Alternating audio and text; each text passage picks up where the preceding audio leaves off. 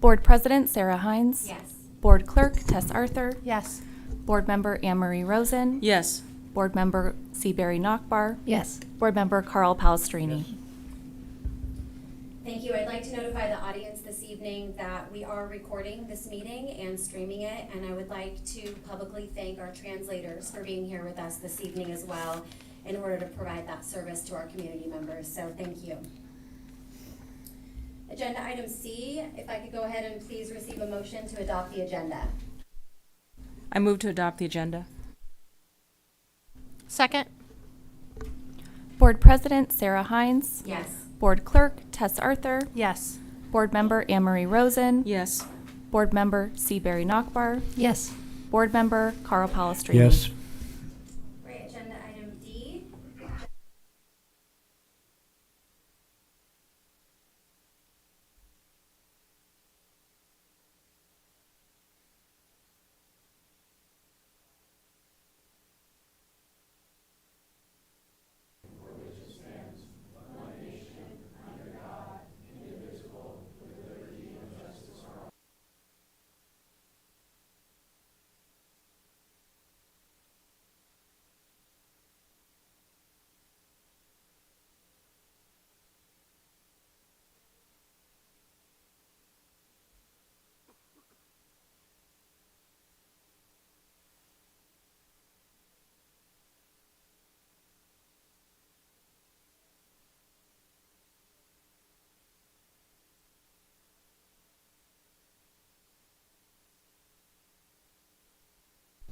Thank you. Tularcitos, River, and Captain Cooper Elementary Schools are holding parent-teacher conferences this week. They've gone back to in-person conferences, which they're really happy about, and they found that they are better able to connect when they are together face-to-face. Winter sports are also starting. At CMS, the boys' basketball tryouts are going on as I speak. The team roster will be posted tonight, and the girls' tryouts are the rest of this week. At the high school, basketball, soccer, and wrestling have started practicing, and America's fastest growing sport has come to the high school. We now have a pickleball tournament during lunchtime. This Thursday and Friday is the always amazing high school dance show. Also this Friday, Carmel Valley High is celebrating the start of Thanksgiving break with a potluck, and Captain Cooper is having a Cooper feast. Thanksgiving starts off a season of giving at the schools, where the schools offer opportunities for the students to give back to the community. Friday is Friendsgiving at the high school, which raises donations for the Monterey Food Bank. The middle school and River School are having canned food drives, and kids at Tularcitos and the kids at Carmelo are collecting small gifts for stockings to give to Carmel Valley families in need. And on Veterans Day, Tularcitos also had a Bobcat Family Fun Run at the middle school, which raised donations for local veterans. After break, the high school students will be collecting gifts for foster kids to give to their family and loved ones. Aside from the direct benefits they bring to the community, these outreach programs bring great benefits to us as students. It gives us a sense of community, a sense of being able to make a positive impact on the world, and a sense of being part of something larger than ourselves. We really appreciate the work that goes into organizing these community outreach programs to allow us to help others and to better connect with our community, with each other, and with ourselves.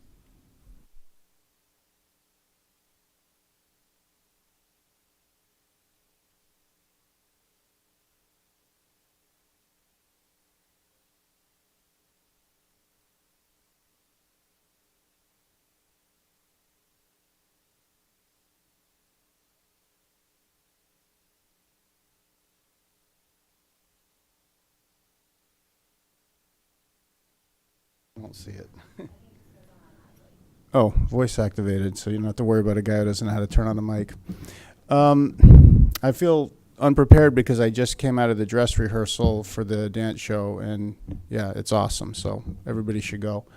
I guess the first thing I want to say is congratulations to Tess and Sarah on your election victories. You know, 4 years ago, who knew what lay ahead? And you were both elected for the first time. And there was a lot of hard choices to make and decisions to make along the way. And Those were some pretty dark days, if I remember correctly.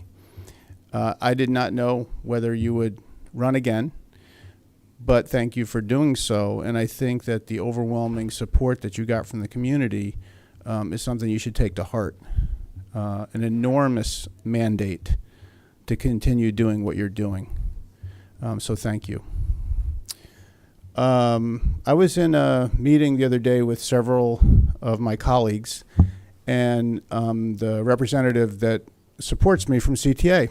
And the subject eventually came around to our superintendent. And I sat there and I listened to her talk about Ted in ways that I'm not used to hearing CTA people talk about administration. I mean, I had to stop myself and just take it in because it was just so complimentary and positive. And I think it was all deserved. So thank you. And I think it's also a feather in the cap of the board to have hired you. I don't know what else to say. Like I said, I just rushed out of the rehearsal. So thank you. Thank you so much, Bill. Do we have a is Lisa Brazil from ACE or CSDA here this evening? No. Okay. So we'll move along to the Board of Education updates. We'll go ahead and we'll start with Mr. Palestriti. Okay, I won't be too long here, but I did have a good time at the River School Fall Festival. Little people and, you know, all the games and all of that. They wanted me in the tank, but, you know, they've got a couple of really good athletes there, and I probably would never have been able to get out. So, of course, I declined. I wanted to mention that Carmel High, I do the announcing at Carmel High football games, and actually Bill Schreier is a spotter that helps me do it. But I just need to say they beat Monterey High School that is in the Central Coast section playoffs, and they probably never should have. But what a game, and what an effort, really. It was just incredible. Took some doing. We had to score 51 points to do it. But our new philosophy is if they have 50, we need 51. So it's working. The other thing I wanted to mention is the art show at Carmel High School. What a show. I mean, you've got Steve and Holly literally up there, and they're putting on this community event. I know a lot of you know a lot about it, where students are invited from 5 or 6 different high schools across the peninsula and, you know, contributing their work. But watching kids from the other high schools, Seaside, Monterey, Catalina, on, mix their thinking up with our students at Carmel High about why did you paint that or why did you do that and, you know, how did you do that? The discussions to me across the board with kids from all areas was fascinating. It's just a reminder to me that kids are kids, youngsters, and there's this sort of instant bond when they get together and start talking about what they do. And you can imagine how kids from some of the other schools might have felt being in our theater. I mean, that's quite a theater for, you know, for a lot of kids to be in and look at and be a part of. But anyway, talk about a collaborative effort between 2 teachers and a program that not just is for us, but it's for everybody. And our kids learn just as much or more from those in attendance than the other way around. It was really pretty fascinating.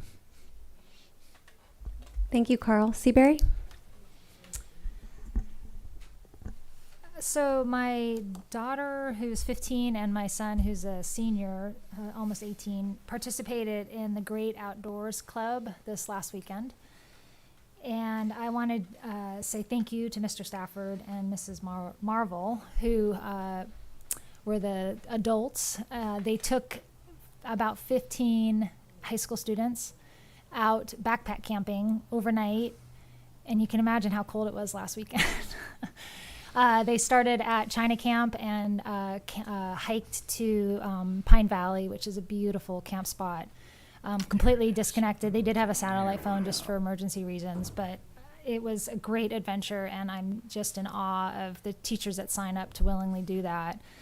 It was a great opportunity for these students to get out into nature and to be disconnected for a while. I also wanted to say thank you to Mr. MB at the high school. He is an incredible teacher who puts so much passion and dedication into what he brings to our students.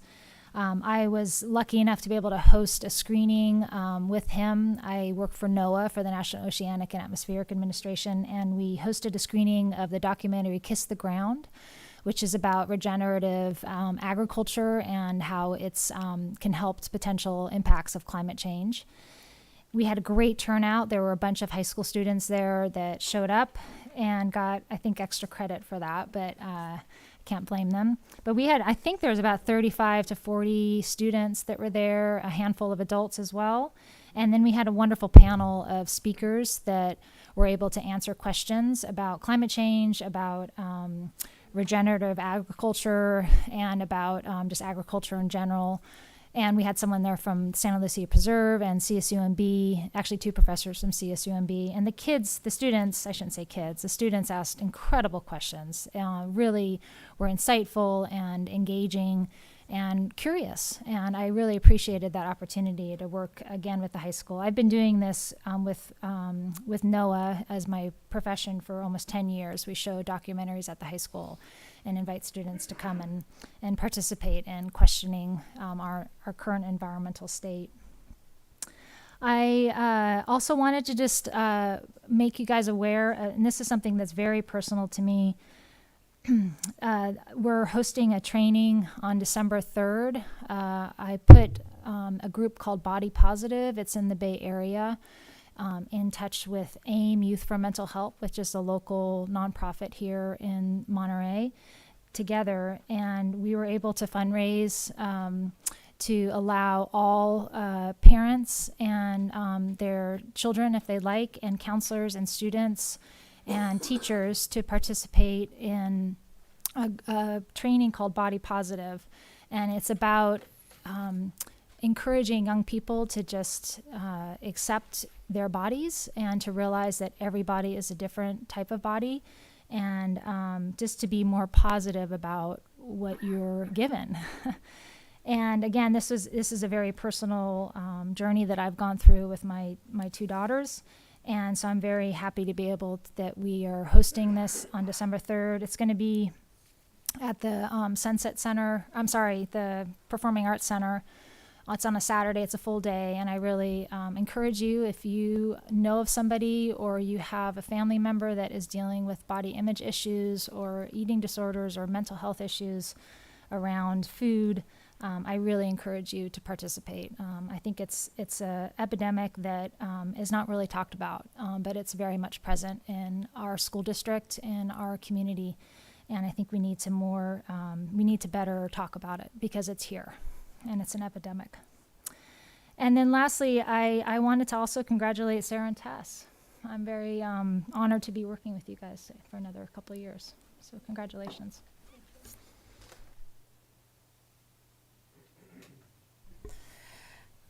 Congratulations to you too. Thank you. I just wanted to put that one out there. It's nice to have sort of some sameness here for a little while. I went to the fall festival at River School. It's interesting to try and work on a board with 4 other people and try not to be at the same event at the same time.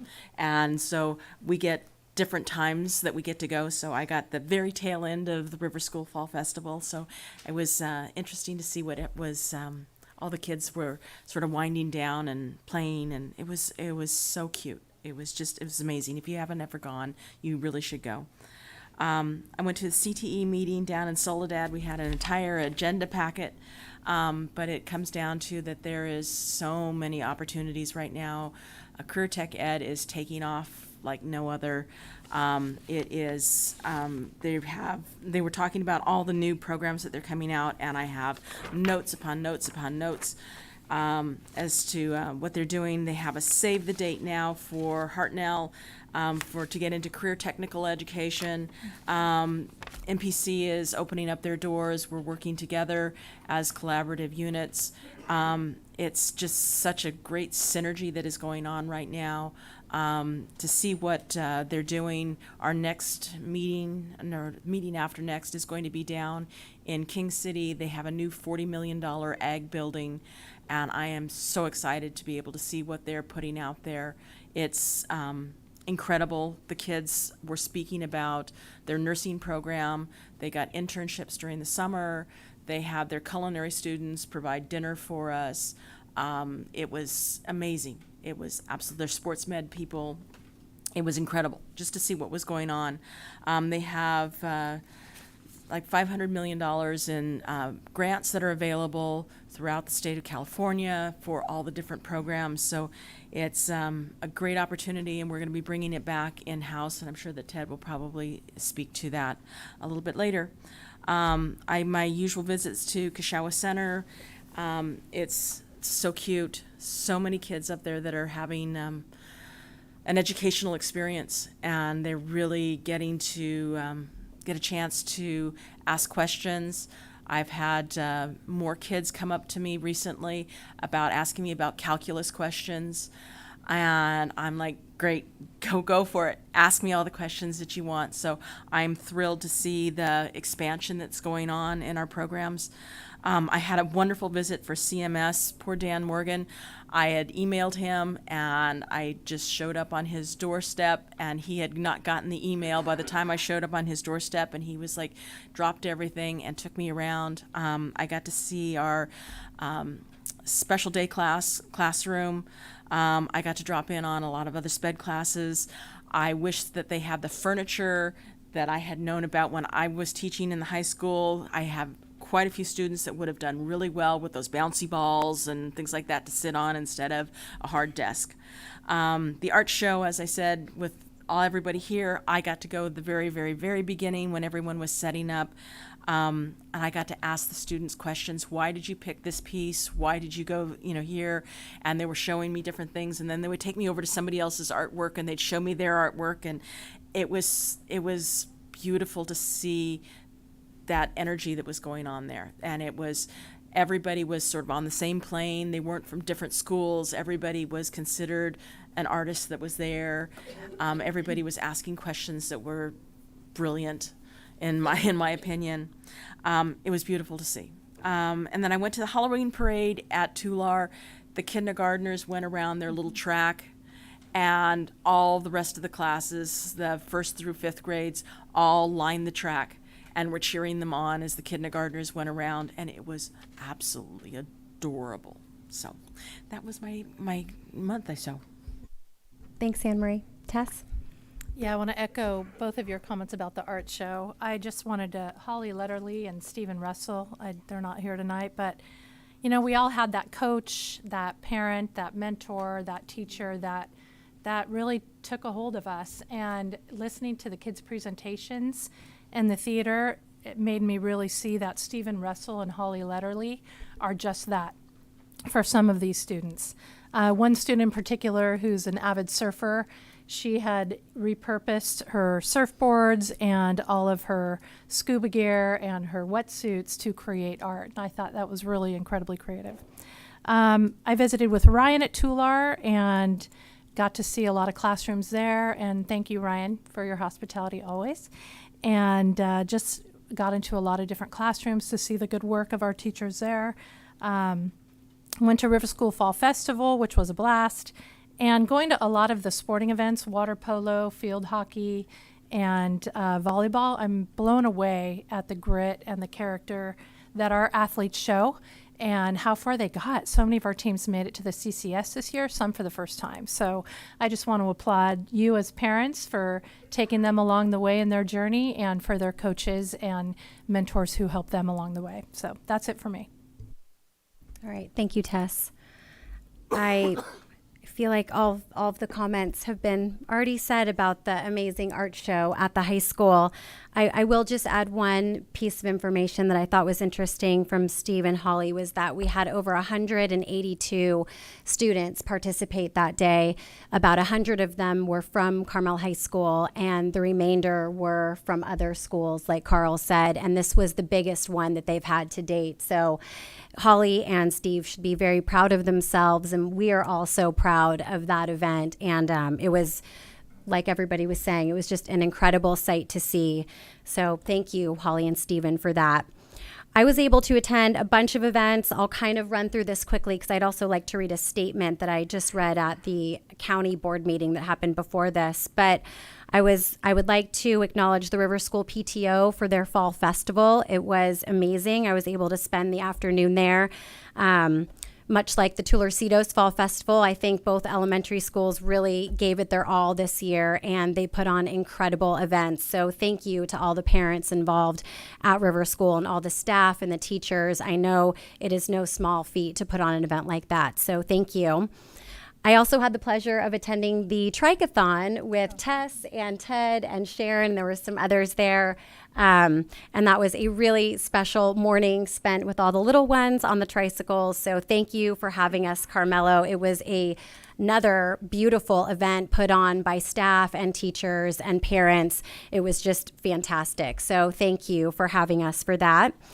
I also would like to congratulate all of our winter sports teams, or I'm sorry, our fall sports teams, and really thank our coaches for being such meaningful parts of our students' lives. As Tess said, our students are taught so much on the field, on the court, on the sidelines, and I am really impressed at the staffing and the coaching that we have. So thank you to all of them, and a job well done by all of our players. I would also like to acknowledge the Carmel High School Band for being so fabulous at our football games this season. And at the last couple games, they combined with the CMS band here, and it was really fabulous. So whoever made that adjustment, I'm a big fan of it. So thank you for doing that. And last but not least, prior to this meeting this evening, the Monterey County Office of Education conducted their board meeting. They had a special board meeting where they were able to approve the districting map officially that the Board of Education approved in our last meeting. And I would just like to read a statement that I read publicly during that meeting, because I think the districting process that we went through it's very important, and we didn't really know at the offset how it was going to go. Our district has obviously never embarked on that process before, so I would just like to publicly thank all of our district staff, the demographer that we worked with, the Board of Education, and our incredible community for coming together to embark on that districting process. At times, the process was definitely not easy, but it produced many healthy discussions, and it was noted by our demographer specifically that she had never seen so much community input and involvement during a districting process. I'd like to thank everyone who participated, not only in the meetings here, but we also had listening sessions in Kashawa and Big Sur that were incredible, and all of the feedback that was provided to us online. We had 2 community members submit maps, and we had over 11 comments submitted online. And again, that might not sound like a ton to all of you, but for a districting process like this, that is quite remarkable. I believe the Board of Education ultimately approved a map with trustee areas that will effectively represent all areas of our district, and I'm incredibly proud of the work that we all came together to do and accomplish that. So thank you to those of you in this room who participated in that. Thank you to the district staff, and thank you to my fellow board members for going through that process with me. And with that, I'll pass it over to you, Ted. Thank you, Sarah. I'll try to not do too much repeating, but I want to thank everyone for their districting work as well. The county board, our Board of Education, Yvonne Perez on our cabinet did a lot of work with our county on this. Our consultants, and then especially our community. It's a huge celebration, and I think it went so smooth that we might, need to take a second, because I think it's something our district and our community did with excellence.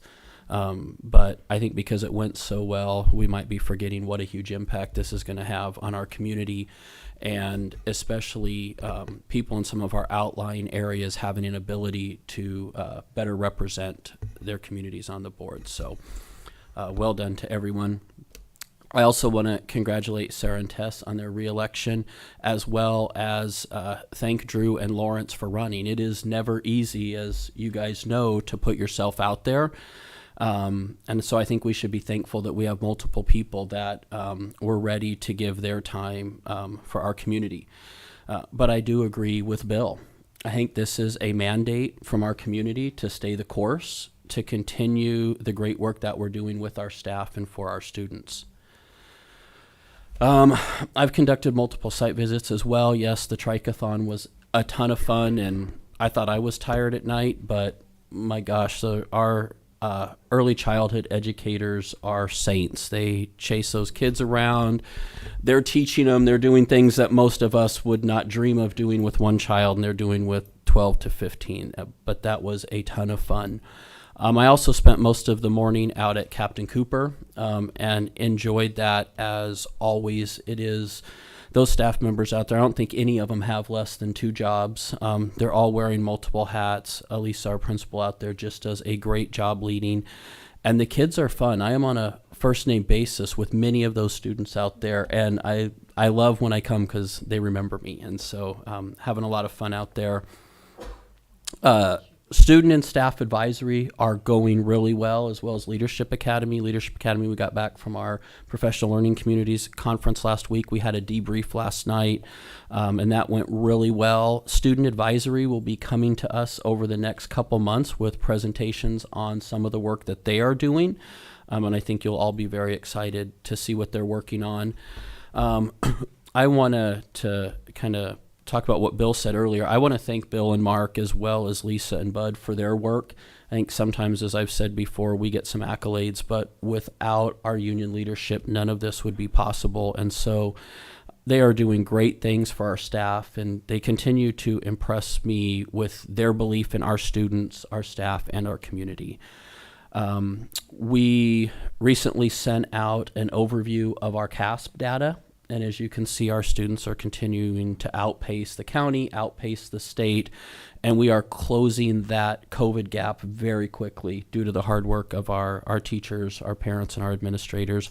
We also sent out our core ideology and our launch for our strategic plan, so we're going to be continuing to do a lot of community meetings over the next few months, both building our portrait of a graduate as well as the goals for our district over the next 3 to 5 years.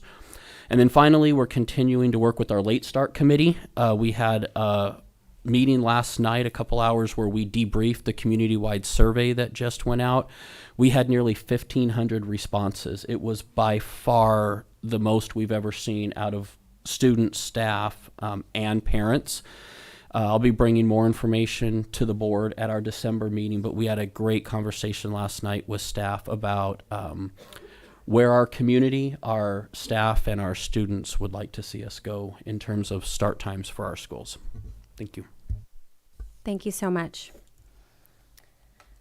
And thank you all for the comments. We'll move on to agenda item F. This is our public comment on non-agendized open session and closed session items agenda item. This is where members of the public may address the Board of Education regarding items on the closed session or the open session agenda, or topics within the board's jurisdiction that are not on the agenda at this time. Where the board has agendized a separate public hearing as part of the meeting, the public will have an opportunity to comment on that topic of the public hearing at that time. And tonight we do not have any public hearings.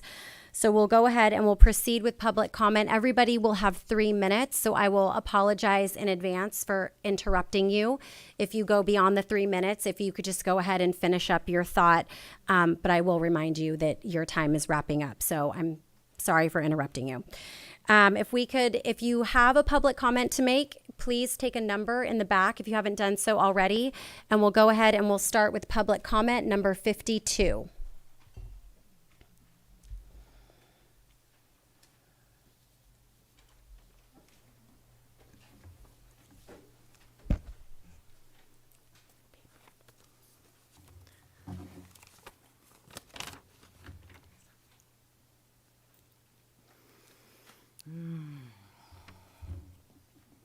Imagine you have a bright light or lights beaming into your home windows, so bright that you might have to close your curtains from dusk till bedtime, and there's still a light glowing.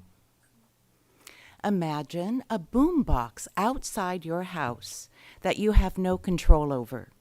its volume, context, it's on or off, and it is so loud you can hear it through your shut doors and windows, and it might even shake the glass of your windows. Now imagine you are planning an evening party for your friends at your home, and you realize there is not enough parking for your guests. Each of these physical, emotional, and soul bombardments happens daily to hundreds and thousands on our peninsula, by highways, schools, naval postgraduate schools, downtowns, and even neighbors.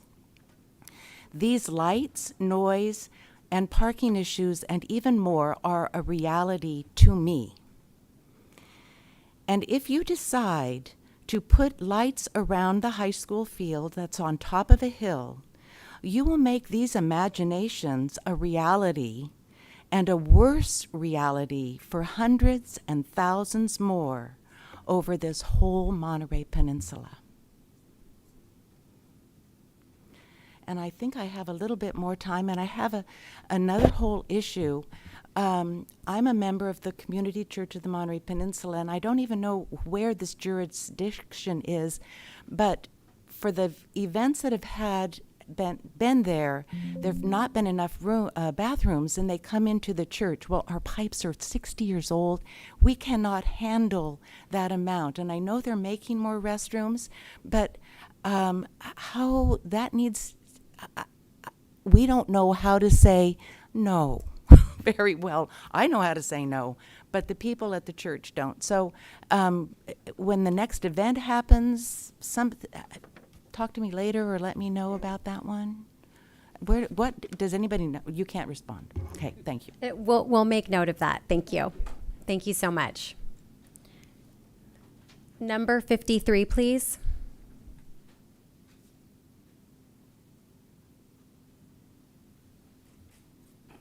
Hi, everyone. My name is Will Chow. So I'm here to speak about the Carmel High School lights as well. So we've collected over 1,000 petition signatures across 2 different petitions. And I'm here to deliver the signatures to you. The first petition we started has over 590 signatures, but unfortunately that was started on change.org, where we didn't have access to who they were.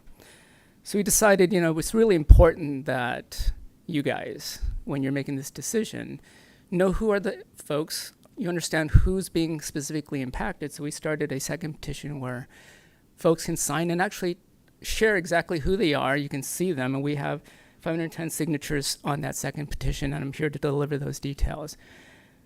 Now, I do want to give some highlights on what what's in this second petition. Out of 508 signatures, we had 401 of them provide their zip code. The vast majority, about 80%, and most of those others didn't actually provide a zip code. Those that did, the vast majority are in the 93923 zip code. And the second highest was in the 93921, which is Carmel by the Sea. So for those who don't know, 93923 is generally the greater Carmel area, excluding Carmel Valley and excluding Carmel by the Sea. So shouldn't be surprising to anybody here that those are the folks who are most concerned about the high school lights. Hardly anybody in Carmel Valley or folks outside of, and it's an open petition, folks outside of Carmel by the Sea or within the Carmel 93923 area signed the petition. Well, that's because obviously they're not going to be directly impacted by these lights. The folks that will be impacted are in the 93923. That's why the vast majority are there. And they've signed our petition. And we've actually seen on, for example, social media Nextdoor, a lot of the folks that are for the lights are actually outside of these zip codes. So is that, and it shouldn't require heavy thinking to realize that, the folks who are most impacted by the lights, they should be given proper weight when considering whether or not you're going to put the lights in. Because, yeah, you may love the lights and you're from outside of the immediate area, but it's of no cost to you. You should, I highly encourage you to give proper weight to the folks that are directly impacted by this. Now, I do want to say, of course, that this is not an easy choice. There's so many people for the lights and obviously so many people against the lights. But one thing I do want to finish off with saying is our community, much like a democracy, is not ruled just by the majority, but it's also counterbalanced by the fundamental inalienable rights of the community. And what's fundamental to Carmel is that... I'm sorry. Can you please wrap up I'm that s- thought? just Thank one you last so much. sentence. Thank you. The one last fundamental thing I want to say about Carmel is it is a little village in a forest by the sea, as expressed by Carmel legend Barbara Livingston. Keep that in mind as to how do we want to balance the high school lights with maintaining the character of Carmel. Thank you so much.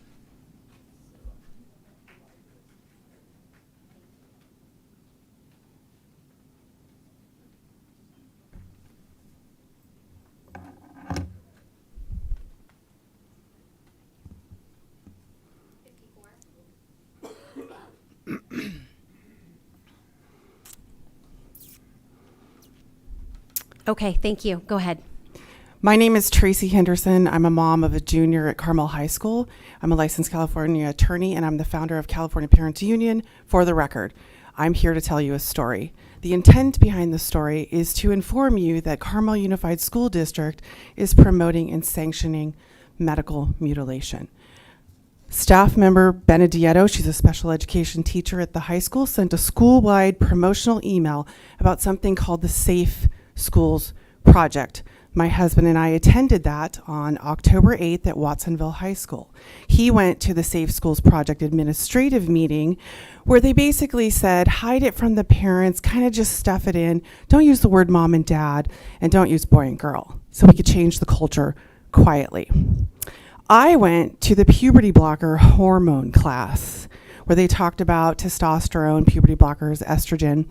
And I went in and I sat down and I looked at the woman in front of the room who claims to be a licensed medical professional, and she was talking about pumping our youth full of hormones. And what she said was, you know, I don't want to be gender triggering, so I'm not going to call them. I'm just going to say bodies with testosterone, bodies with testicles. This is a licensed medical professional, supposedly. The conversation went on, and somebody in the audience said, well, after you pump, basically, this is what they said, sorry, I'm paraphrasing. After you pump my child full of puberty blockers and estrogen and the other, testosterone, and they can't have kids, ... She said, we have to reframe the thought of family, what the definition of family is. Adoption's a family. She actually stood up there as a licensed medical professional and said, we need to reframe after we pump our kids full of hormones and puberty blockers, and they can no longer have children. By the way, if you do that, they can no longer have an orgasm, potentially, either. It got worse, and this is where I walked out. This woman, who calls herself a licensed medical professional, stood up there and said, so I think the conversation turned to money. And she said, you know, I've been able to get insurance companies to pay for surgeries, chest surgeries on bodies as young as 14. This so-called licensed medical professional just sanctioned and tried to normalize cutting the breasts off 14-year-old girls. And this was promoted by Carmel Unified School District. They gave buses to send people there. They fed people pizza. And Benedetto sent a promotional email out. I told you that story because you're on notice that if anybody comes close to medically mutilating any one of our community members, this taxpayer-funded organization could be liable. Thank you for listening. Thank you so much. Number 55, please.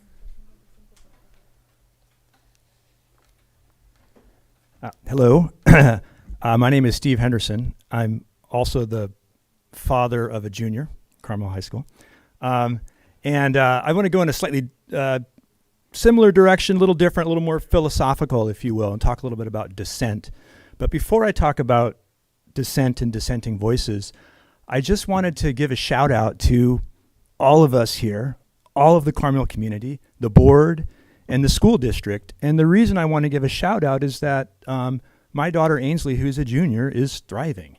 and she has spent most of her time in this school district. We moved away a couple of times. But I think I want to give a shout out to Mr. Palshaw. Is Mr. Palshaw here? No. Okay, because I don't think I could pick him out if I saw him. But my daughter doesn't talk to me much about school, but when she does talk about what's happening, she talks about Mr. Palshaw. And she talks about the Sandpiper while she's distributing the papers. So shout out to the Sandpiper. And to the people who have supported Ainsley along the way. I see Mr. Peterson back there. I don't know if Mr. Morgan's here, but Miss Dinsmore in that 5th grade class made a huge difference in Ainsley's writing, and she's just running with it. So the whole school and the community has supported my daughter in thriving. And I also just wanted, so on the subject of dissent, I just wanted to say, some of you will remember, I was the guy who was sending you emails during the pandemic, right, kind of during the height of it all, right? And even before Dr. Knight got here, about other choices that you could make as leaders on what to do with the school. And in particular, I was saying you could keep the school district open. As you know, I was the last principal of Carmel Mission Junipero Serra. Unfortunately, had a couple of boneheads not made a bad decision, we would have kept that school open, and we would have kept it open in the year that everybody was closed, like all Catholic schools did. And we're starting to see the difference in the data between schools that did stay open, like Catholic schools, and schools that didn't. So my point is, though, that there are dissenting voices. There were dissenting voices all along during that time, and I was one with you in a small way. And like I also said in those emails, you are the smallest unit of democracy right here, people. This is it. This is the rubber meet road, right? This is where it's happening. And so you do have difficult choices, and the choices always have trade-offs, and you did make difficult trade-offs. I understand that. And yet, what I want to say is that there are dissenting voices along the way, and American history is filled with dissenting voices. And what we see with the passage of time is that the dissenters, the people who are bringing those alternative viewpoints, as difficult as they are to hear, are oftentimes right. And if they're not 100% right, they hold a portion of the truth. And so that's all I want to leave you with now, is that dissenting voices can be difficult, but they hold elements of the truth. Rubber, road, thank you. Thank you very much. Number 56, please.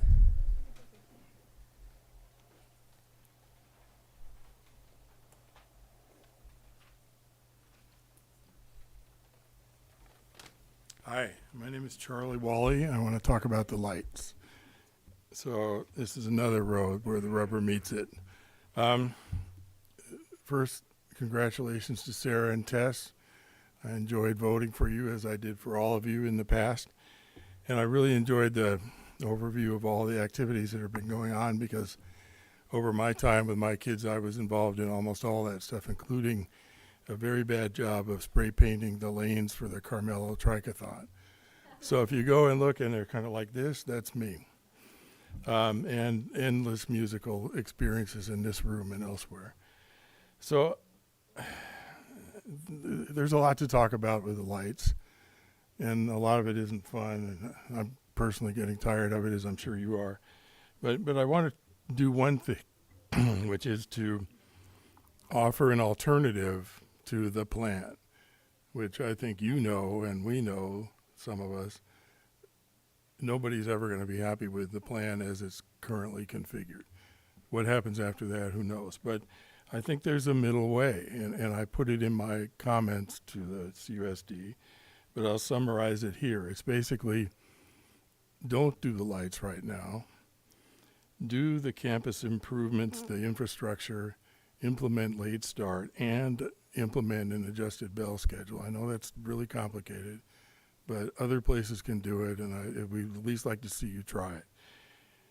Based on that, then after a couple of years of good faith effort, if it doesn't work, if you don't have enough time to practice in the afternoons, if things are going badly, then revisit the plan. And by doing that, consider alternatives like doing it all at CMS, which some people believe is realistic, some don't, or maybe some sort of on-site lighting that is more acceptable. But the point is, by doing that, you get the improvements done now, and we all know those are long-standing needs. You get late start going now, which we all, I believe, agree is important.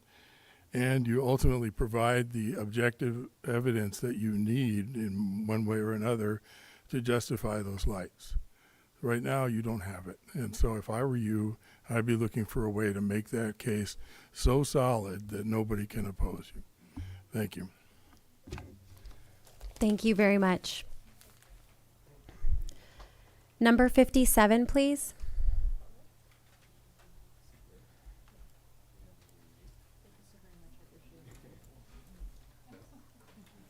Hi. Thank you.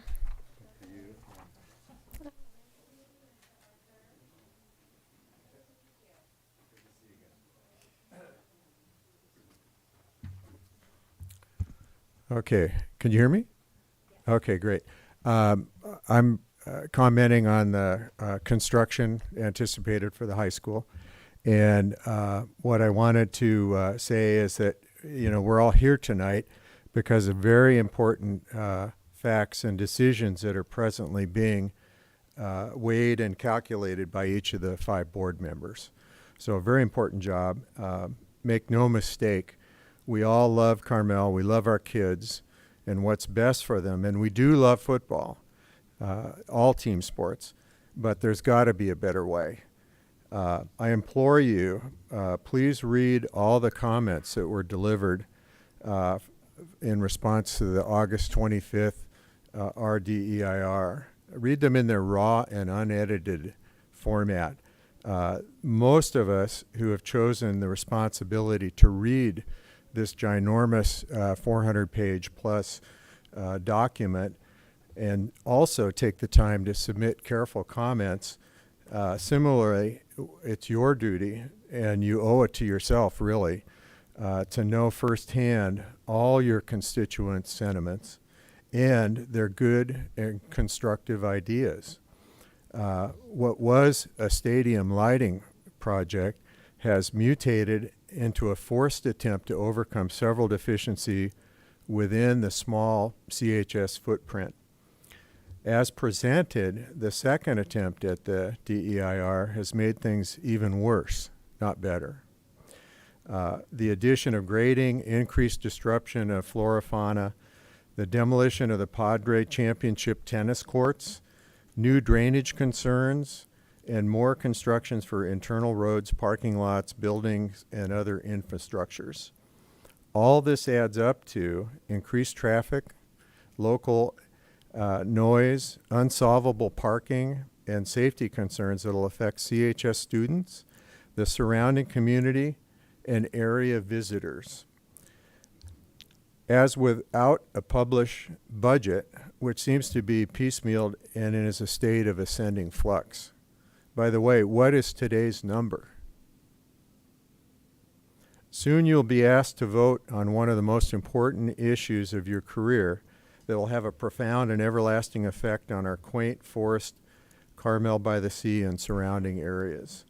Please, please stop, look, and listen. Don't rush towards sure disaster, but choose a slower, incremental, and success-bound solution.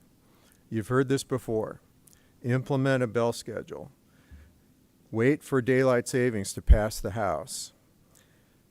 Go ahead and revisit numerous creative alternatives, some obvious and some not so much. In the meantime, stay the course and continue Saturday football with plenty of school spirit, incredible and inspiring views, and a unique, fun-filled, all-inclusive family atmosphere. When it comes time, vote carefully. Vote your heart. Vote for your ethics and core values. Vote to protect the earth and nature. Vote for the students, your neighbors, and the legacy of Carmel. This is what you'll be remembered for. Thank you very much. Thank you. Sarah, can I make a suggestion? Will, Larry, if you have copies, could we include our student representative? It does impact the students. Do you have it? Well, it's a matter of public record when you turn it in to us.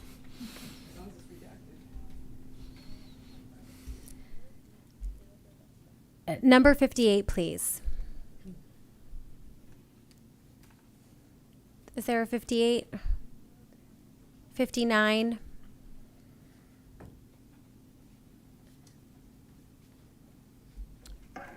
Good evening. My name is Phil. I'm a parent of a child in the Carmel Unified School District. I'm speaking about inappropriate books in our school libraries.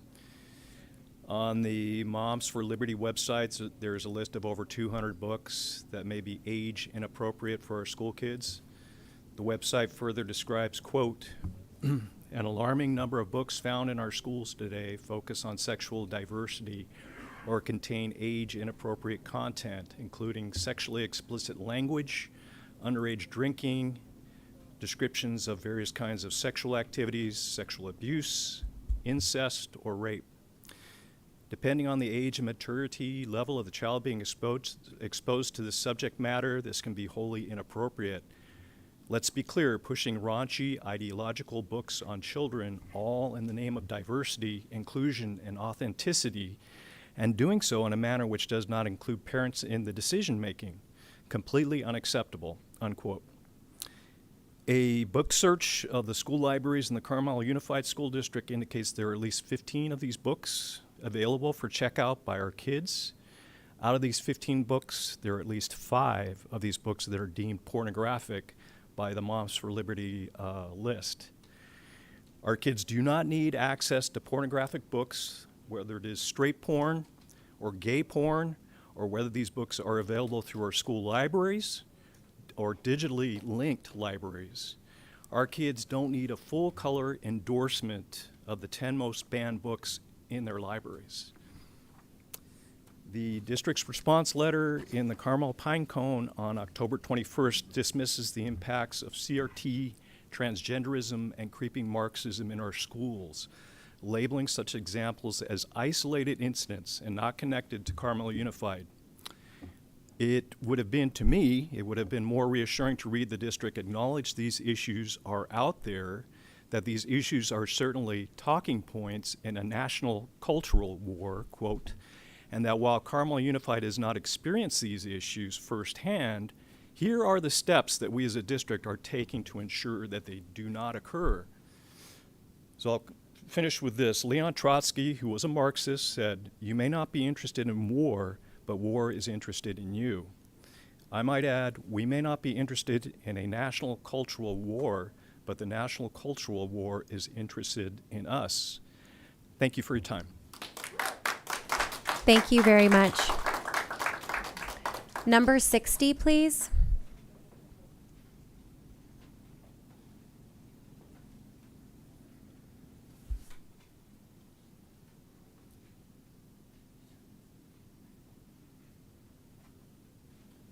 Hello, everyone. I actually didn't pull this number. It was on the seat next to me, so maybe I was meant to speak, even though I wasn't necessarily planning on it.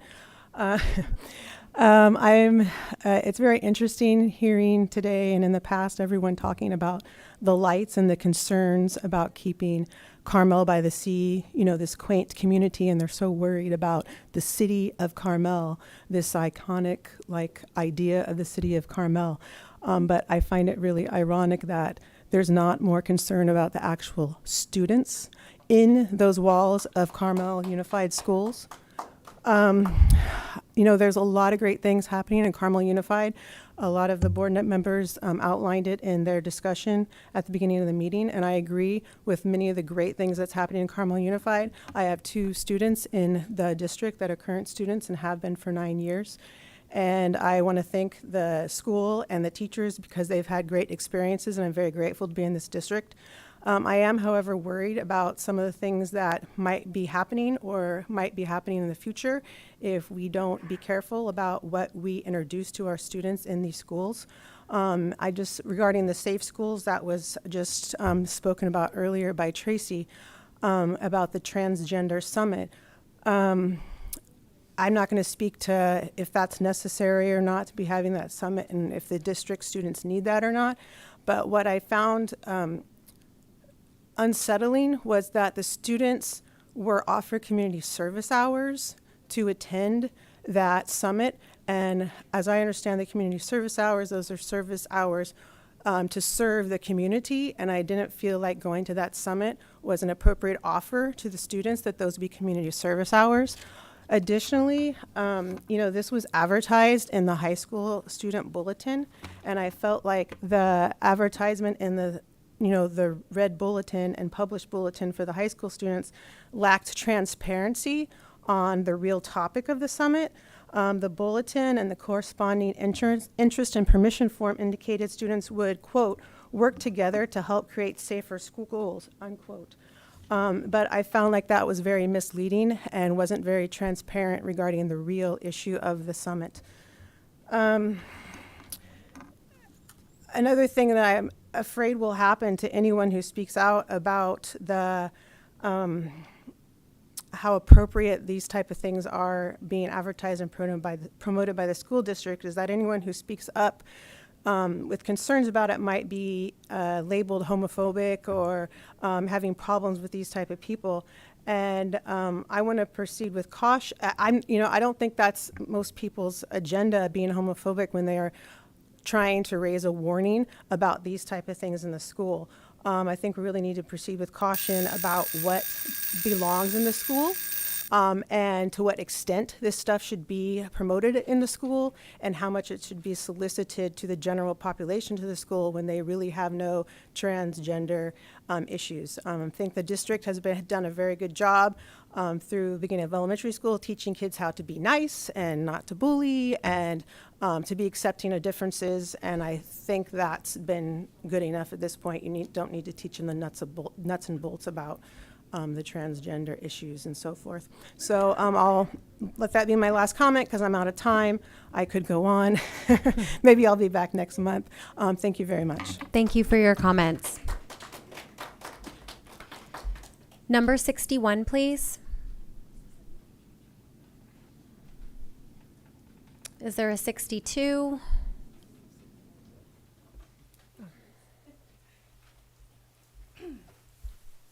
Hola. Las voy a necesitar tal vez, ¿eh? Good afternoon. My name is Sonia Ramirez, and I've been living in the school district for over 26 years. And tonight I wanted to congratulate Sarah and Tess. I'm really happy that you guys stay in your seat. And this is the first time, probably the second time, I'm really happy with the whole members and the board. I'm really happy, and I'm very honored to have you here, and thank you so much. I want you to keep working like you do. You don't need to do anything no more. And tonight I wanted to say, let me see, I have some notes. I hear a lot of things tonight, and I forget what I want to say. I wanted to tell you to please think about the time start, changing the times, because it's gonna hurt a lot of communities. I will say specifically in Cachagua, the kids have different activities because they don't have access to everything here in town. So they have their own activities up there, like they have like a soccer league, volleyball league. Parents and kids play together, and then all the community comes in the afternoons. And like right now, a lot of the family members are training. They have an Aztec dance. If anyone will go and watch them dance, there is a lot of teenagers there, and there's little kids, and the moms and the dads, and they're gonna be there on Saturday up there in Cachagua at 7:40. They will be performing on December 11 at 4 p.m. at the Catholic Church. I don't know if I can say that. One of the, but you are invited if you want to go and see for your own eyes and your own eyes. One of the things I wanted to ask the school board, I wanted to please ask you for help, because I think we need tutors.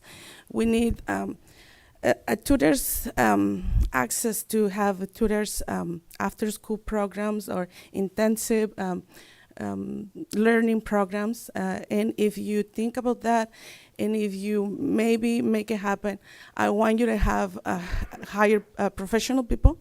I want some type of coaching learning program where we can see the difference, where we have access to better education.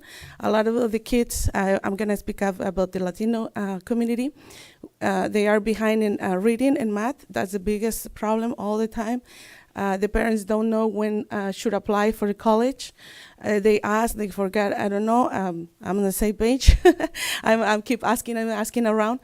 And I wanted to make sure everybody has the same opportunity. We have a lot of single parents up there, grandpas, grandmas raising the kids by their own. And I want to have the support for the school board. And one more thing, it's really sad looking at the signs, the no parking on the streets up here on the high school. It's really, I almost cry when I see that because I don't like it. I like the community belong. I think the community should be together. And I don't mind if somebody park in front of my house. And no, the high schoolers, I even enjoy watching them parking. Even if they block my hallway, like, I don't care. Because I can see them. They're safe. They're here. They didn't do anything wrong. And we need to find a better way to figure out this problem. Thank you. Thank you so much for your comments.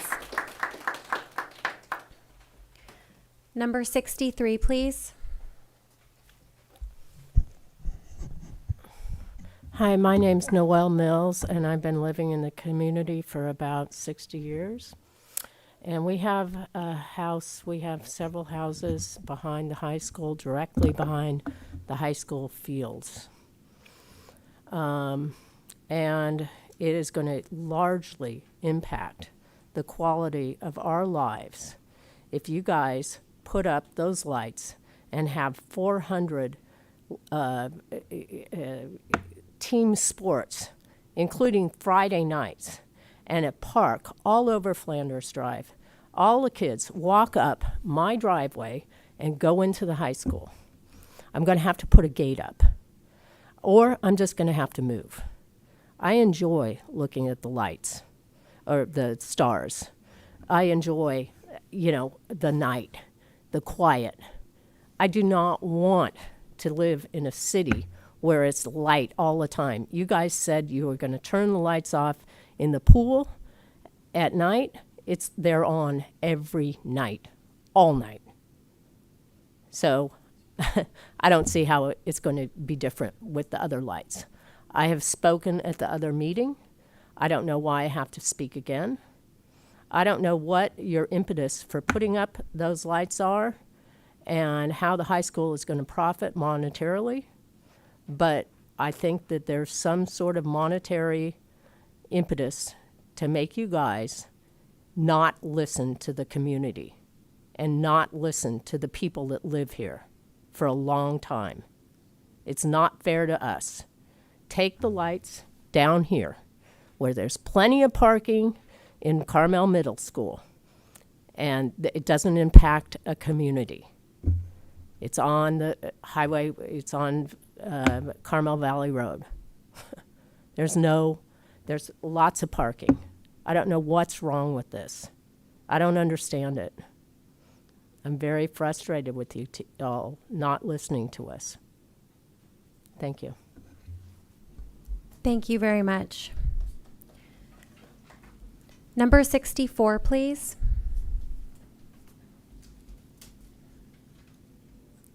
Is there a 65?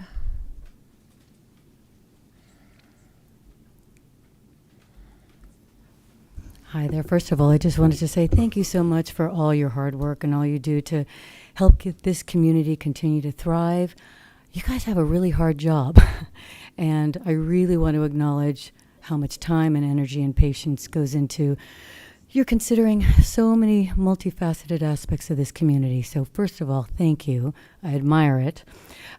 Second of all, I want to speak to the lights, and I want to talk about the fact that I think that a lot of people don't even know about the light scenario. I just found out a few weeks ago, and I was stunned that it was being considered, because having come from a large city, the light pollution makes a huge difference in terms of how you can see the stars at night.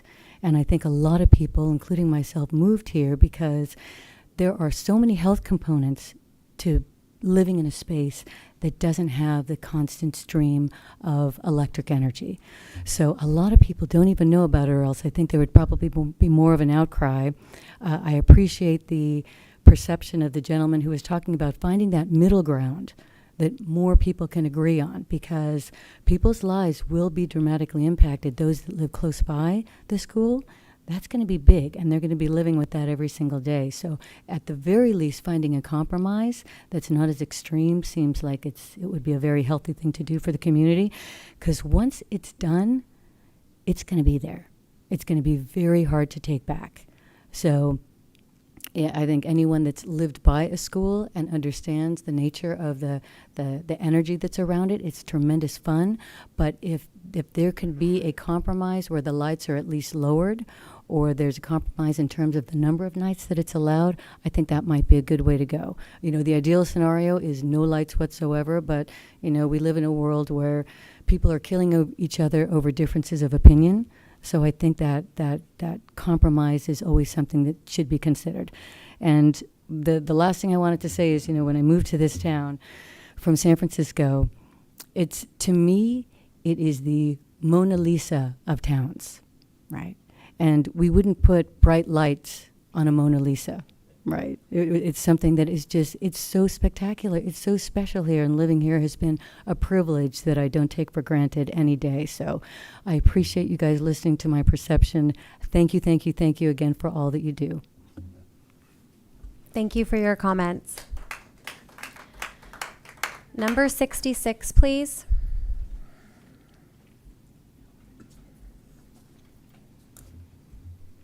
Hi, my name is Kristen Camello. I have 2 kids at the middle school and 1 at River School. And I'm here to bring you everybody aware. The kids got a rape. They got a rape program at the middle school, and it lasted 6 days. They were 6 consecutive. They pulled them out every Monday. They have 1 more to go to. My son came home saying, Mom, he was joking around with his brother saying, I'm going to rape you. And I was like, wait, what? I go, don't use that word. You can't use that word. It's like he's almost using it like a verb, like a slang. And I said, you can't do that. Don't ever say that. You could get in trouble. There's big consequences when you use that word, which brought me into like, wait, where are we getting this from? He's like, oh, we're taking this rape class. And I initially said yes to this because I have a boy and I want him to respect women. So I thought it would be really good for him to learn about this as he's going into high school. I thought it was a great subject to touch upon. I didn't expect it to be 6 weeks. Then when I got the content from Lydia from the Rape Crisis Center and I started asking my son about it, he's like, Mom, guess what? He goes, they asked for all of our phone numbers. And I said, what? He goes, yeah, but don't worry, Mom. Me and my friends, we wrote down fake ones because, you know, we taught them not to give our phone numbers to strangers. And there's no reason why this lady from the Rape Crisis Center should be collecting our middle schoolers' cell phone numbers. Now, in this information they were given a 1-800 number. If the kids really needed to reach out to somebody, they had the 1-800 number. This lady does not need our children's cell phone numbers. I'm very uncomfortable with this. And I was very shocked. I sent out letters to everybody saying, I'm very uncomfortable with this. This is unnecessary. That this lady, you know, we teach our kids, part of her talk was about stalking. And I'm like, why does she need our middle school's phone numbers? The school district said, well, she just said if you needed a callback to put your phone number down. But I asked my son again, and he's like, no, Mom, she asked for everybody's phone number. So I was really disappointed in this, and I continue to review the information with my son about this. The second thing I'd like you to consider is I've stopped letting my son fill out any of these questionnaires because they repeatedly ask him about their gender identity, if he's binary, non-binary, it feels like every survey I get has this about my child. And you know what? His sexuality is a private matter. It does not need, the school district does not need to know this about my child. It's something we can discuss in the home. And we teach everybody to treat people like you want to be treated. Treat your neighbor like yourself. So teaching kindness, great, but you don't need to ask my child on every single survey about his sexuality. For an 8th grader who can barely even talk about sexuality, why does he need to think about it? I mean, in high school, I still think it'd be inappropriate, so I would like you guys to really consider taking this off of all of our questionnaires, please. Thank you. Thank you for your comments. Number 67, please.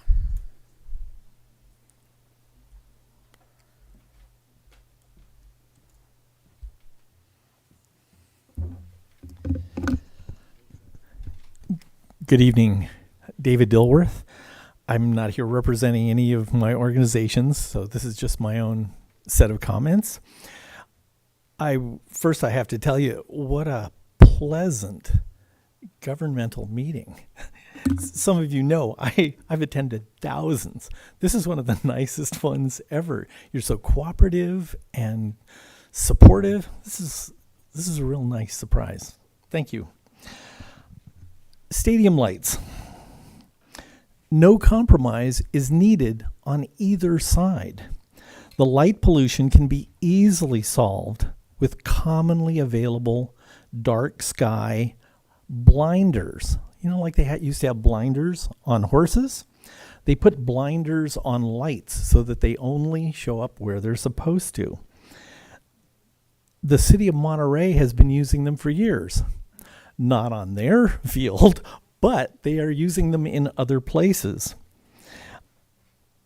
Because the lights are not wasted, the excess light's not wasted, pouring photons into people's backyards, you actually use lights that take less energy, so it saves money in the long term.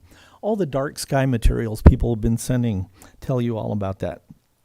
So this can be solved without having to compromise. I've been getting lots of calls from people on both sides of the issue, help me out, blah, blah, blah. But there's no compromise needed. Simply think about the blinders when it comes to the lights. But there's another problem with this that's not well known, and it's illuminated by Woodward and Bernstein. First of all, no late start is needed anymore. The law was overturned. So that original reason for the lights is not justified. But the project's still going full speed ahead. So why is such a controversial project going forward when it's no longer needed? Students are dwindling. There's only about 850 students at Carmel High School now. There were 1,100 when I went here, probably, a little earlier than Carl did. But I suspect what's going on with this project is it's no longer about students' sports.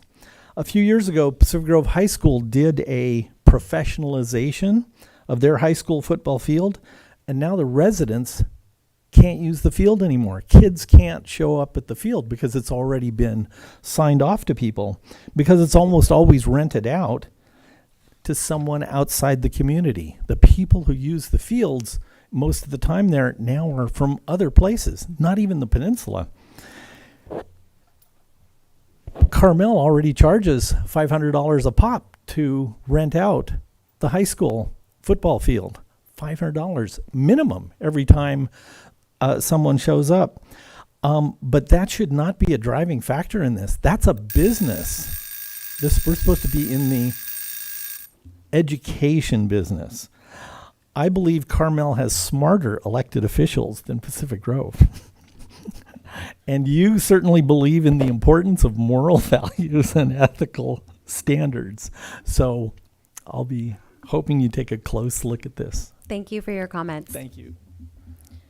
Number 68, please. Hi, I'm Sophie V. I wasn't planning on speaking tonight, but I'm going to.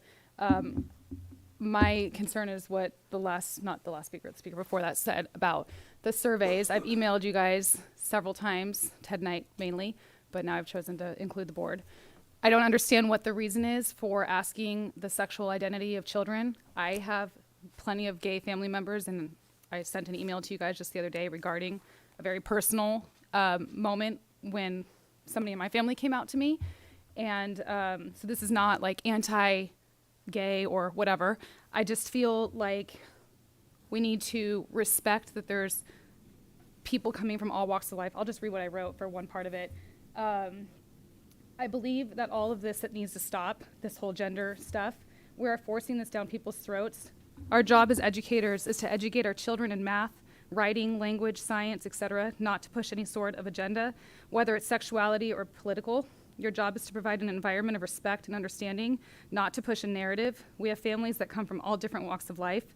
Some are very religious and do not believe that being gay or LGBTQ is okay. Others are all for it. It is not your place to tell religious families that their beliefs are wrong and that the other side is right, or vice versa.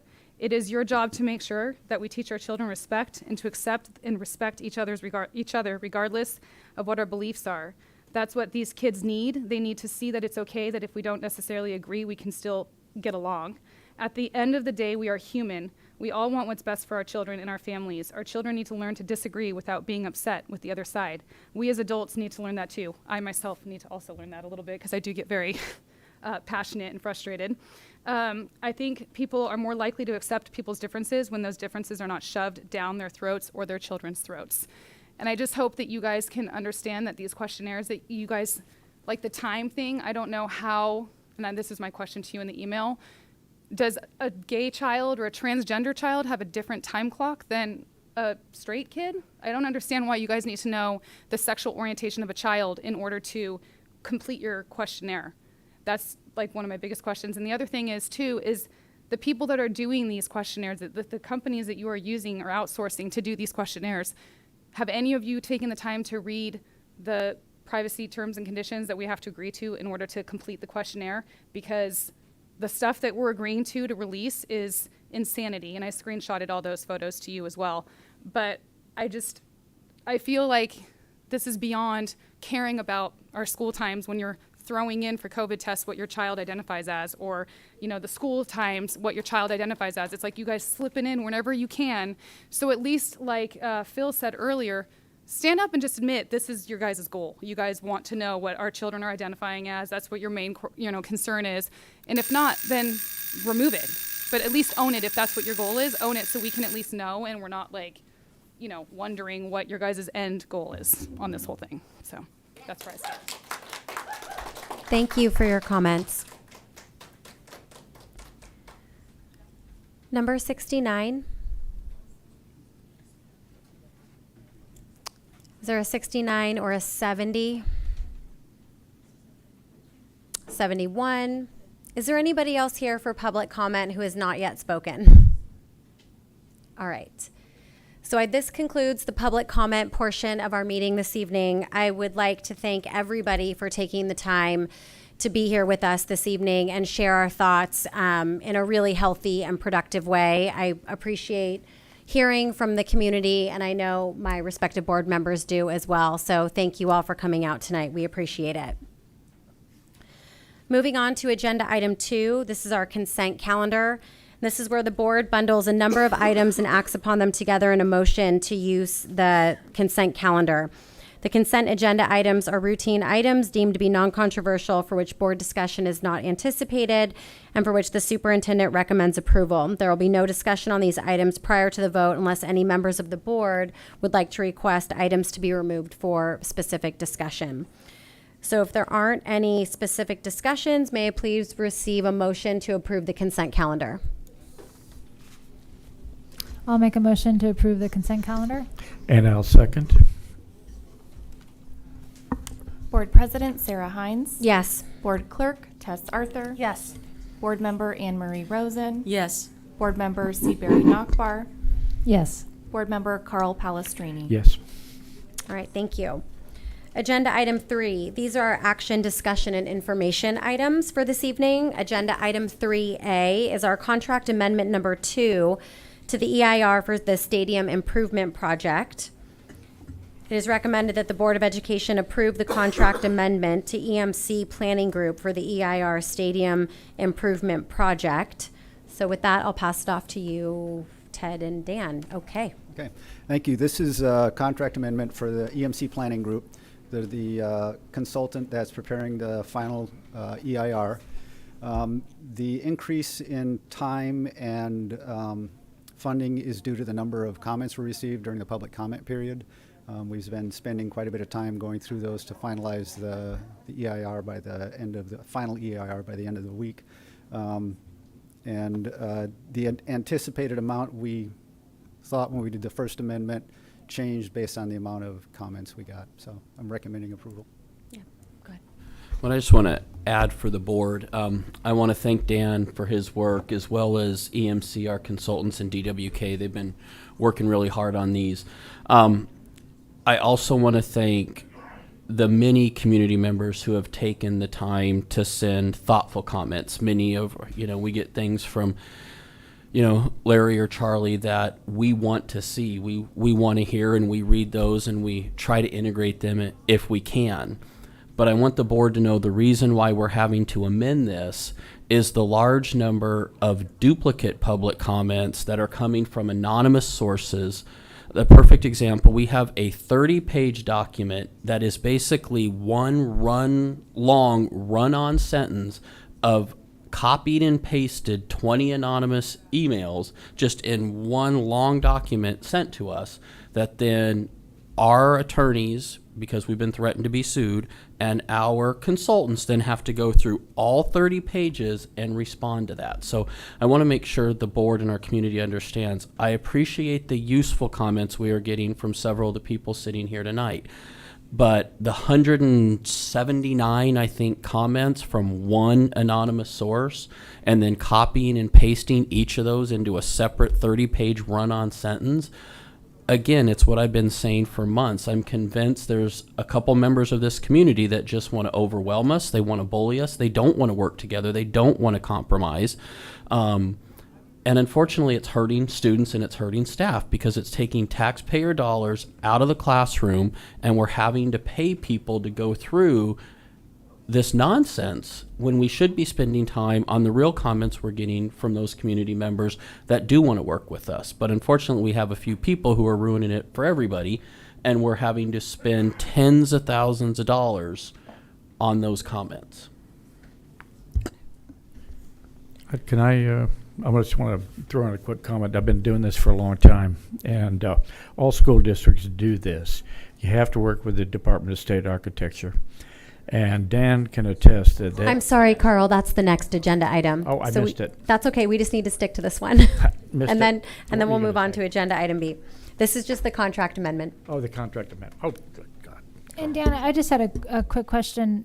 So in the final EIR report, all of the comments will be included, and the responses to the comments are included as well? Yes, all of the comments that were reserved. So they're not summarized No, you will right. see the full comment and the answer to each comment question raised. The only ones that will not be included were the ones that were received after the public comment period had ended. Okay. So Dan, Ted, I was going to say that was something we talked about a little while ago. How are all of those comments and letters dealt with? So every one of those comments is going to be in that final EIR.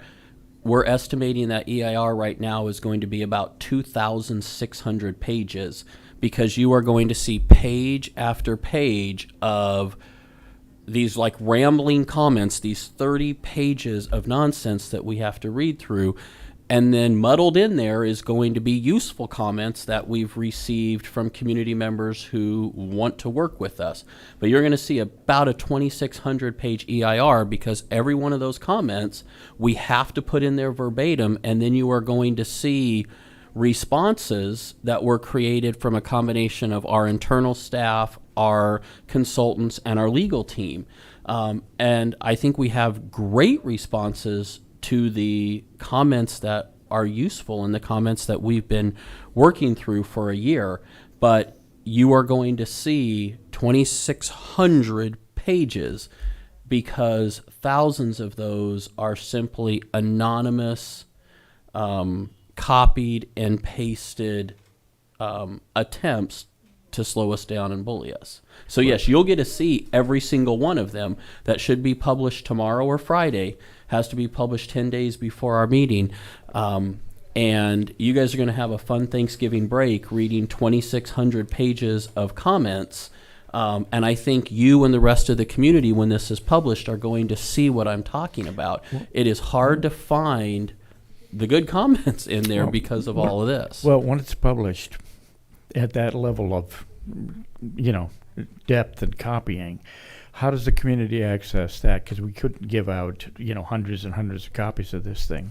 How does that work? It'll be online, and we actually are going to print out one copy just in case someone doesn't have internet access or they have a disability. So we think we're going to have to print it in about 5 or 6 volumes because we can't find a way to bind anything larger than, I think, 500 pages. Wow. But yeah, you will see that a majority of it is simply copied and pasted, anonymous, duplicate information, which I believe is probably going to more than double the cost that we thought we were going to have to pay to work through this. So again, we're just taking taxpayer dollars and giving it to consultants because a couple community members think it's fun to drag us down. And people without internet would do what? They would Come go to to the the district district office. office and pick up the printed copy. Okay, they'd have to schedule that then, I would imagine, right? It'll be there during normal business hours. Okay.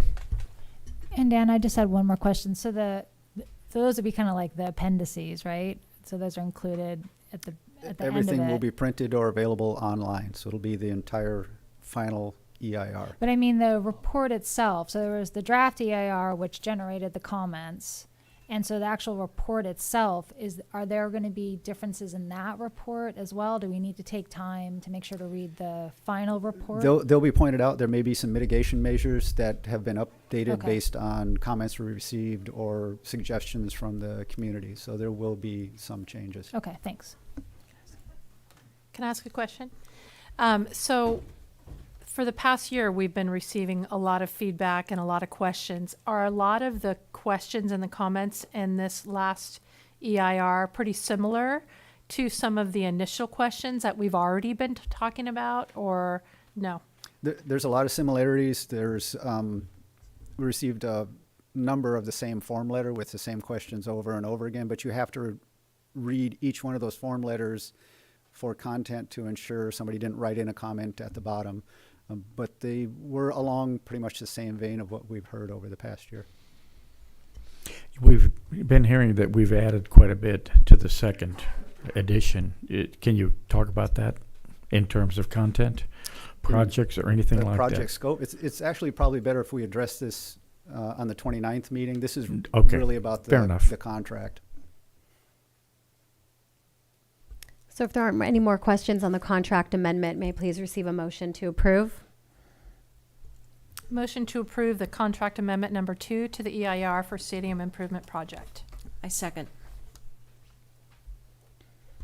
Board President Sarah Hines. Yes. Board Clerk Tess Arthur. Yes. Board Member Anne Marie Rosen. Yes. Board Member C. Barry Nockbar. Yes. Board Member Carl Yes. Palestrini. And if I can just make a comment, I noticed Joe Hertline in the back of the room had a question, but we've changed our format that you can only provide public comment at the very beginning of the meeting. We do not allow public comment during regular action and discussion items. So if you want to write a question, you can go ahead and do that and submit that, and we'll get back to you. Thank you, Joe. All right, agenda item 3B. This is resolution number 22-18, exempting the district from local zoning and building ordinances and regulations. Okay, this resolution exempts 4 upcoming projects: the stadium improvements projects, the learning center and parking improvements at the middle school, the athletic facilities improvement at the middle school, and the portables project at CCDC. This is common language used by the majority of districts in the state. School districts fall under the division of state architect for project approval, construction, closeout certification. So the state gave the school districts this language to use to exempt themselves from local oversight. Great, thank you, Dan. Any questions on this one? Carl, now's Yeah, sorry I jumped the gun on that. No, I just wanted it to be clear because we've gotten some feedback about how could we possibly be ignoring city and county regulations. Well, we're not. All of the construction projects are under the Department of State Architecture, and it's a really comprehensive process that isn't easy to do. And that's what I was going to mention with Dan is how long did it take us to get a building approved at River School? The River School falls in the coastal zone, so we had to go through both the Division of State Architect and the local jurisdiction because of their oversight of the coastal zone. It took 3 years to get approval to build a classroom building on a school site. 3 years. So the other point is CEQA is the community process in terms of input to these projects and impact on the communities. I just want that to be clear because it apparently wasn't in some of the responses that we've received, where we're responsible for the building through DSA and community input through, in terms of CEQA. That's how it works. Okay, if there's no more questions on that one, may I please receive a motion to approve Resolution 22-18? I'll make a motion to approve as presented. I second. Board President Sarah Hines. Yes. Board Clerk Tess Arthur. Yes. Board Member Anne-Marie Rosen. Yes. Board Member Seabury Nockbar. Yes. Board Member Carl Palestrini. Yes. Thank you, Dan. We're looking forward to receiving the next draft of the EIR. Agenda item 3C. This is our one-time off-schedule payment and benefits cap increase for non-represented employee groups for 2022 and 2023. So you may remember a meeting or two ago, we approved the one-time funding, $3,200 for full-time, $1,600 for half-time to offset the cost of inflation for both our members of CSCA and ACT. This is just bringing that back for our non-represented members. So members who are not represented by a union, could be leadership and others. This rounds out every employee in the district except for your superintendent. I'd make a motion to approve as presented. Second. Board President Sarah Hines. Yes. Board Clerk Tess Arthur. Yes. Board Member Anne-Marie Rosen. Yes. Board Member Seabury Nockbar. Yes. Board Member Carl Palestrini. Yes. Thank you. Agenda item 3D. This is our Monterey County School Boards Association, MCSBA, seeking potential new organizations to be added for consideration for the 2023 Excellence in Education Award. So, fellow board members, if you remember correctly, we do this every year. When the agenda was published publicly, we all should have been thinking about any organizations that we wanted to add to the list based on the ones that have already been awarded in years past and ones that aren't on the list currently. So hopefully you've all had a chance to think about that, and I'll pass it off to Jessica. Yes, and I did receive one nomination from Seabury, if you'd like to bring that forward. I had suggested the Wahine Project, which is a wonderful program that I think they started really just trying to introduce girls to surf. And it's expanded from there. So now they really work with a lot of inner city kids and kids that don't normally feel comfortable and want to be in the water. So it's kind of expanded to that. And now they do a lot of stewardship work as well and teach kids, how to protect and restore our one ocean. So I think they're a really good program, and I think they have really good passion for the ocean, and I would love to nominate them. Wonderful. Are there any other nominations? And we can nominate those that have already won an award in the past. Is there a certain time limit? They have not determined that, so we can bring forward any, and if they don't meet the time limit, then they would be eliminated from the list. But we can bring them forward. I would love then to add First Tee. I think First Tee does an incredible job as well, bringing students from our outlying populations to golf exposure. And First Tee again? Yeah. Because they seem to take them off the list after they win. Yeah. Yes, and I love the Wahine. I think that's a great one, so thank you. Great. Are there any others? I would like to add All In for Monterey County back in. They're just doing incredible work with families in need, and I would like to add them back to the list. Wonderful. I have those three. Are there any others? Thank you for your input, and that'll be shared with the county board. I think All In's already a nominee. Sorry. They are, but we can put in our thumbs Just up. extra support. Sorry about that. Right. Thank you. So I'll make a motion. Is this a motion? We do. We need a motion. It says, oh no. Okay. Yeah, I don't think we need to vote on it. We'll bring it forward as a recommendation, and depending upon the time limit, they'll let you know if First Tee would be considered in the final list. Thank you. All right, agenda item 3E. This is approving the December 14th, 2022 as our annual organizational meeting date. So I'll pass that off to you, Ted. Yeah, this is pretty routine. We just need a vote to say that that meeting is going to be when we're going to have our annual organizational meeting, which elects board leadership and talks about who can sign contracts and all that fun stuff. We'll also be discussing our superintendent committees and our Board of Education committees in that meeting as well. Mm-hmm. So we'll do all of that in the next board meeting, should we get a motion to approve. I would make that motion. Because wait. Oh, do you have a question? Yeah, I just had a quick Sorry. question. So that is in addition to our regular. No. It'll just be an agenda item. Yeah. Got it. Okay. During It's that at- meeting. it's at the board meeting. Yeah, so it'll be at the board See, meeting. I thought it was a different meeting. Mm-mm. Okay, No. great. No. Yeah. This is what we've done for the last 100 years. Same date, essentially, same time, same process. You're aging yourself. So. Whoa. Thank you, Tess, very much. I'm going to make a motion to approve as presented. I'll second. Board President Sarah Hines. Yes. Board Clerk Tess Arthur. Yes. Board Member Anne Marie Rosen. Yes.